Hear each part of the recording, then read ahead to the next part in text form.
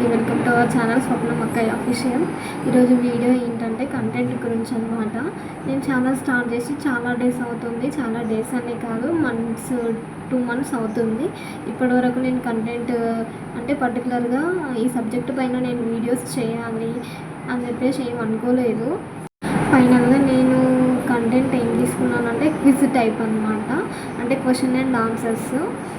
దేనిపైన అంటే మహాభారతం ప్లస్ రామాయణం. భాగవతం గురించి నాకు అంత తెలియదండి, అందుకే నేను దాని గురించి ఏం చెప్పలేను, ప్లస్ అడగలేను కూడా. రామాయణం మహాభారతం అయితే వాటిపైన నేను క్వశ్చన్స్ అనేవి నేను చెప్తాను అండ్ ఆన్సర్స్ కూడా. క్వశ్చన్ అండ్ ఆన్సర్స్ ఏ విధంగా అంటే ఒక 4-5-6 షార్ట్స్ అట్లా నేను క్వశ్చన్స్ అడిగాను అనుకోండి, వాటి 5-6 షార్ట్స్కి సంబంధించి అన్ని క్వశ్చన్స్కి ఒక ఫుల్ వీడియో లాగా, అంటే క్వశ్చన్ అండ్ ఆన్సర్స్.